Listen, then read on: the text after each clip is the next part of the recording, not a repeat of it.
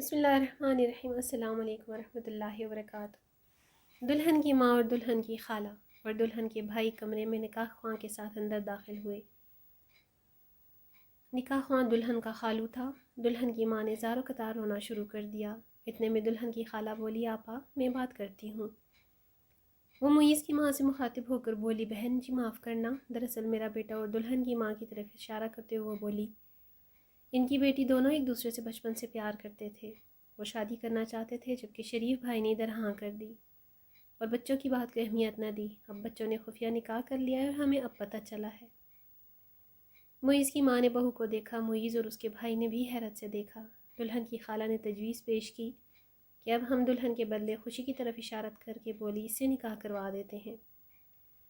خوشی سر جھکائے اپنے ہاتھوں کو بے چینی سے مروڑ رہی تھی۔ معیز کی بھابھی جوش سے اٹھی اور بولی، ہمیں منظور ہے۔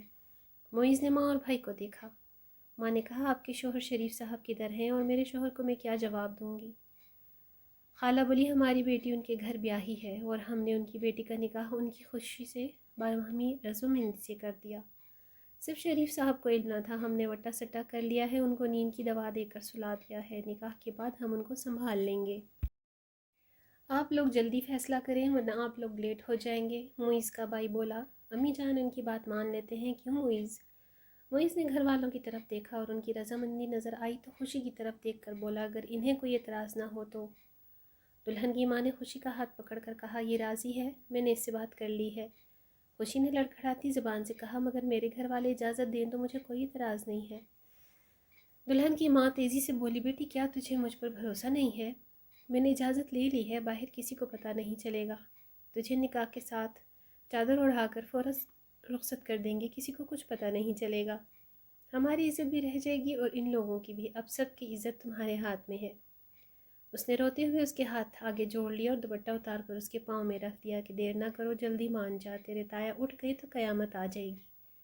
وہ بولی، پلیز تائی امی ایسا نہ کرے، مجھے شرمندہ نہ کرے۔ اس نے دوپٹہ اسے اڑا کر کہا، میں گھر والوں سے پہلے فون پر بات کر لوں۔ تائی نے جھٹ اس کے ہاتھ سے موبائل چھین کر بہو کو پکڑا کر کہا، بھروسہ رکھو ہم پر، ہم نے پوچھ لیا ہے، اب دیر ہو رہی ہے، پہلے نکاح ہو جائے پھر بات کر لینا۔ اور جلدی سے نکاح ہونے لگا۔ خوشی نے نکاح سے پہلے تائی سے کہا، پلیز میرا فون تو دے دے۔ تائی جھٹ سے بولی، دیتی ہوں، نکاح ہو جائے پہلے۔ اور مولوی صاحب سے نکاح پڑھانا شروع کیا۔ جب نکاح ہو گیا تو تائی خاموشی سے خوشی کو گلے لگا کر بولی، بیٹی تو نے آج میری عزت بچا لی، تیرا بہت شکریہ۔ وہ بولی، پلیز میرا موبائل اب دے دے، میں گھر والوں سے بات کروں۔ تب تائی نے کسی لڑکی کو آواز دی کہ اس کا سامان بھی لے آؤ اور موبائل بھی، پھر اسے بڑی سی چادر اڑا کر بولی، سب کو یہی بتانا ہے کہ دلہن ہے، چہرہ نہیں دکھانا، اور جلدی سے اسے گاڑی میں بٹھا کر نکل جائیں، ہم کہیں گے ان کی فلائٹ لیٹ ہو رہی ہے۔ جہاز میں سوار ہوتے ہوئے بھابھی نے کہا، خوشی یہ اتنی بڑی چادر اتار دو، گھر کے قریب اوڑھ لینا۔ خوشی نے دیکھا اس کے موبائل فون کی بیٹری ختم تھی، وہ پریشان حال ہی رہی۔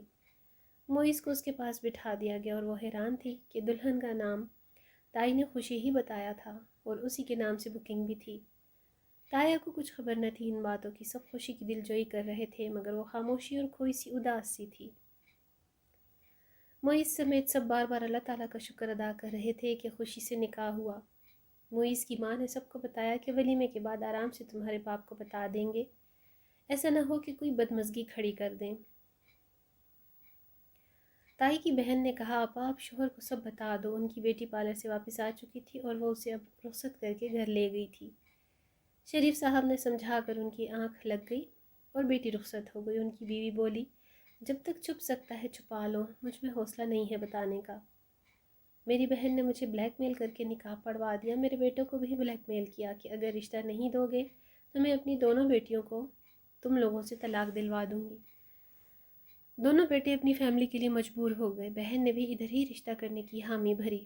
اب سب کو باپ کی بات بھی رکھنی تھی۔ یہ طے پایا کہ باراتی چند لوگ ہی ہیں اور خوشی شادی اٹینڈ کرنے آ رہی ہے، اسے عین موقع پر ایموشنل بلیک میل کر کے منا لیں گے اور شریف صاحب کو اس وقت نیند کی دوا دے کر سلا دیں گے۔ سارا کچھ پلان کے مطابق تھا۔ سارے انہی کے حمایتی رشتہ دار تھے اور بہت کم لوگوں کو بلایا تھا جو ان کے پلان کے حصے دار تھے۔ شفیق صاحب اٹھے تو ایسا چکر آیا کہ لڑکھڑا کر گرے اور ہسپتال پہنچتے ہی راستے میں دم توڑ گئے۔ خوشی لوگ کافی لیٹ گھر پہنچے، باپ سو چکا تھا۔ گھر میں کچھ قریبی رشتہ دار موجود تھے، انہوں نے دلہن کا استقبال کیا۔ اس کے اتنا سادہ میک اپ اور سادہ سوٹ پر حیران ہوئے تو بھابھی نے بات بنائی کہ راستے میں سفر میں اتنا ہیوی سوٹ اور میک اپ سے سب کا فوکس دلہن پر ہوتا۔ دولہے نے بھی شیروانی اتار دی تھی اور نیچے شلوار قمیض پہنی ہوئی تھی۔ معیز اور گھر والے خوشی کو بہت تسلیاں دے رہے تھے اور بہت خوش تھے۔ خوشی نے سب سے پہلے موبائل چارجنگ پر لگا دیا۔ وہ بہت شرمندگی محسوس کر رہی تھی اور ڈر رہی تھی۔ اسے کچھ اندازہ ہو رہا تھا کہ کچھ گڑبڑ ہے۔ اسے شک تھا کہ تائی نے یقیناً گھر والوں کو نہیں بتایا ہوگا۔ رات لیٹ نائٹ ہی اس نے سب گھر والوں کو سب کچھ بتا کر میسج فارورڈ کر دیا۔ اسے میسج کر کے قدرے سکون ملا۔ بھابھی کا فوراً جواب آ گیا کہ یہ تو بہت بڑی خوشخبری ہے، خیر مبارک ہو۔ اسے بھابھی کے جواب سے دل کو آسرا ملا۔ معیز نے اسے سمجھایا کہ ہمارا ساتھ قسمت میں لکھا ہوا تھا۔ خوشی اسی کی سنگت میں اپنے آپ کو دنیا کی سب سے خوش نصیب لڑکی سمجھ رہی تھی۔ معیز اس کا بہت خیال رکھ رہا تھا۔ اگلے دن خوشی نے سب مہمانوں کے اپنے اچھے اخلاق سے دل جیت لیے۔ سب اس کی تعریفیں کرتے نہ تھکتے۔ سسر سب کو فخر سے بتاتا کہ یہ میرا انتخاب ہے۔ میں نہ کہتا تھا کہ بھروسہ رکھو، شریف میرا پرانا کلاس فیلو تھا اور پوری کلاس میں سب سے شریف تھا۔ پھر اس کی بیٹی کیوں نہ اچھی ہوگی۔ ولیمہ اگلے دن تھا۔ گھر مہمانوں سے بھرا ہوا تھا۔ شہر کے اچھے مہنگے ہوٹل میں شاندار ولیمے کا بندوبست کیا گیا تھا۔ خوشی کو ساس نے کہا تھا گھر والوں کو ولیمے والے دن ہی بلا لو، ورنہ کوئی بات ولیمے سے پہلے لیک نہ ہو جائے، کیونکہ انہیں ان کے بہنوئی سے خطرہ تھا۔ خوشی نے والدین اور بہن سے بات کر لی تھی اور سب سچ بتا دیا تھا کہ وہ مجبور تھی۔ پھر تائی نے جھوٹ بولا تھا کہ اس نے میرے گھر والوں سے نکاح کی اجازت لے لی ہے اور موبائل بھی چھپا دیا تھا۔ معیز کے باپ نے شریف کا نمبر ڈائل کیا تو وہ بند ملا۔ انہوں نے خوشی کو بلا کر پوچھا کہ تمہارے باپ کا نمبر بند مل رہا ہے۔ ساتھ کھڑی ساس نے جھٹ جواب دیا، وہ ادھر میرے سامنے گرا اور خراب ہو گیا تھا۔ اس کے گھر والوں نے کہا تھا ہمارے ہاں رواج ہے کہ شادی کے بعد ولیمے تک کوئی کال نہیں کرتا، اس لیے آپ تسلی رکھیں، اسے بھی پریشان نہ کریں۔ وہ بولے گڈ، میں بہت امپریس ہوا، وہ دلہن کا دل ادھر لگوانا چاہتے ہیں۔ ولیمے والے دن خوشی اور معیز کی جوڑی کو لوگ بہت پسند کر رہے تھے اور چاند سورج کی جوڑی سے تشبیہ دے رہے تھے۔ خوشی پر بہت روپ آیا تھا۔ خوشی والدین اور بہن سے کافی مرتبہ فون پر معافی مانگ چکی تھی۔ اس نے یہ بھی بتایا تھا کہ ابھی سسر کو سچ نہیں بتایا گیا کہ وہ غصے والے ہیں اور ولیمے کی بدمزگی نہ ہو جائے، ولیمے کے بعد وہ سچ بتا دیں گے۔ خوشی کا بہنوئی کچھ دنوں کے لیے اپنے کسی کام سے دوسرے شہر گیا ہوا تھا۔ بیوی نے اسے فون پر سب کچھ بتا دیا تھا اور اس نے جواب میں کوئی خاص رسپانس نہیں دیا تھا۔ اس کی بیوی اس کے خلاف نہیں جاتی تھی اور نہ ہی اس کے خلاف سنتی تھی۔ وہ ولیمے پر لیٹ پہنچا، سیدھا کھانے کی ٹیبل پر گیا اور ڈٹ کر کھایا۔ پھر آ کر معیز سے ملا۔ معیز نے اس کا تعارف کروایا کہ یہ خوشی کے بہنوئی ہیں۔ وہ سن کر کچھ حیران ہوئے تو خوشی کے بہنوئی نے ساری سچائی جھٹ سے بتا دی اور یہ بھی بتایا کہ وہ اس سلسلے میں لاہور شریف صاحب کے گھر بھی گیا تھا۔ جب میری بیوی نے مجھے بتایا، وہاں جا کر پتہ چلا کہ شریف صاحب کی ڈیتھ ہو چکی ہے۔ باپ نے سنتے ہی گرجنا برسنا شروع کر دیا کہ تم لوگوں کی جرت کیسی ہوئی اس خاندان سے لڑکی بیاہ کر لانے کی۔ معیز کے گھر والے سب مہمانوں کے سامنے شرمندہ سے ہونے لگے۔ ادھر خوشی کے والدین بھی حیرت سے ان کی باتیں سننے لگے۔ انہیں سمجھ نہیں آ رہا تھا کہ وہ لوگ اپنی صفائی میں کیا کہیں۔ معیز انہیں کول کرنے کی کوشش کر رہا تھا، مگر وہ گھر والوں کو کہہ رہے تھے کہ جس خاندان کی لڑکی شادی والے دن کسی کے ساتھ بھاگ گئی ہو تو اسی خاندان کی لڑکی شریف کیسے ہو سکتی ہے؟ صرف اس خاندان میں شریف ہی غیرت مند اور شریف تھا جو غیرت سے مر گیا۔ خوشی کے باپ نے صفائی دیتے لڑکھڑاتی زبان میں کہا، شریف ان کا دور پار کا رشتہ دار تھا، سگا بھائی نہیں تھا۔ وہ خود ان سے گہرا میل ملاپ رکھنا چاہتا تھا، اس وجہ سے وہ بھی اسے عزت افزائی دیتے ہوئے بھائی کا درجہ دیتے تھے۔ معیز کے باپ نے چلا کر کہا، میں اپنی فیملی کو کبھی معاف نہیں کروں گا جنہوں نے اتنا بڑا قدم میری مرضی کے خلاف اٹھایا۔ وہ سخت غصے میں تھے۔ سب رشتہ دار ان کو دیکھ کر پریشان تھے۔ کچھ آپس میں کہہ رہے تھے کہ لڑکی تو بہت اچھی لگ رہی ہے، اس کے والدین بھی شریف لگ رہے ہیں، اب انہیں قبول کر لینا چاہیے۔ بیوی اور بیٹے گڑ گڑا کر معافی مانگتے ہوئے انہیں چپ کروانے کی کوشش کر رہے تھے۔ معیز کو انہوں نے حکم دیا کہ اسے ابھی طلاق دو۔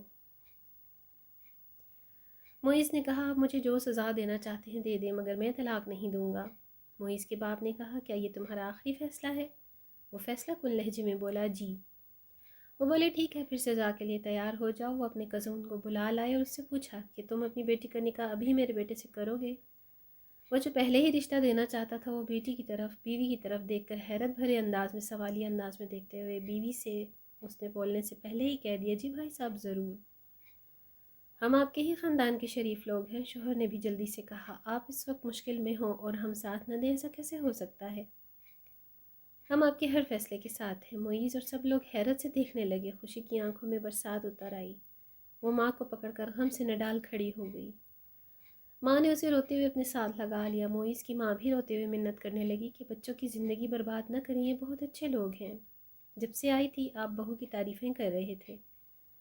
شوہر نے گرج کر اپنے کزن کی طرف اشارہ کرتے ہوئے کہا، اسے کہتے ہیں خاندانی لوگ۔ یہ جانتے ہوئے بھی کہ معیز بیوی کو طلاق نہیں دے رہا، پھر بھی بیٹی دینے پر راضی ہیں۔ اب میں اپنے فیصلے سے کسی طور نہیں ٹلوں گا۔ کزن کی بیوی بولی، بھائی صاحب ہمیں کوئی اعتراض نہیں ہوگا، بس آپ نکاح کریں۔ معیز نے احتجاج کیا تو باپ نے دھمکی دی کہ میں گھر میں قدم نہیں رکھوں گا اور سب سے ہمیشہ کا ناطہ توڑ کر اپنے آپ کو مار لوں گا۔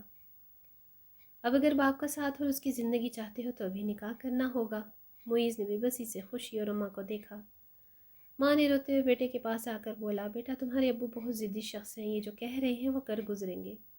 بڑے بھائی نے بھی اس کے کندھے پر ہاتھ رکھ کر تسلی دی۔ خوشی نے غم سے نڈھال ہو کر معیز سے کہا کہ آپ ان کی بات مان لیں، میں ساری زندگی آپ کے نام کے سہارے گزار لوں گی، طلاق نہیں لوں گی۔ شکر الحمدللہ کہ وہ مجھے طلاق نہ دینے پر اتفاق کر رہے ہیں، آپ کوئی گناہ نہیں کریں گے۔ اسلام میں 4 شادیوں کی اجازت ہے، آپ صاحب استطاعت بھی ہیں، دونوں کو بخوبی پال سکتے ہیں۔ معیز کے باپ نے اپنے جاننے والے نکاح خواں کو بلا لیا اور معیز کا نکاح پڑھوا کر دم لیا۔ معیز دکھی دل کے ساتھ اپنے وجود کو زبردستی گھسیٹ رہا تھا۔ باپ نے حکم دیا کہ اب گھر چلو۔ اسی وقت خوشی کے بہنوئی نے شرط رکھ دی کہ وہ خوشی کو الگ گھر میں رکھے۔ معیز نے باپ سے کہا، شکر الحمدللہ پڑھو کہ میں اسے ساتھ لے جانے کی اجازت دے رہا ہوں۔ یہ وہاں سب کی خدمت پر معمور ہوگی، اس کی یہی سزا ہے۔ خوشی نے کہا، مجھے منظور ہے۔ خوشی کے والد نے کہا، بیٹی اللہ تعالیٰ پر بھروسہ رکھنا اور ہمت نہ ہارنا، اللہ تعالیٰ تمہارا مددگار ہوگا انشاءاللہ۔ وہ روتے ہوئے بولی، جی میں ایسا ہی کروں گی، آپ پریشان نہ ہوں۔ مگر بہنوئی نے کہا، خوشی ہمارے ساتھ جائے گی اور جب تک معیز اس کو الگ گھر لے کر نہیں دیتا وہ ہمارے ساتھ رہے گی۔ خوشی نے جانے سے انکار کر دیا۔ اس کے بہنوئی نے سپاٹ لہجے میں ڈھٹائی سے کہا، دیکھ لو خوشی، اگر تم ساتھ نہ گئی تو تم تو طلاق سے بچ گئی ہو، مگر تمہاری بہن کو ادھر ہی میں 3 طلاقیں دے دوں گا۔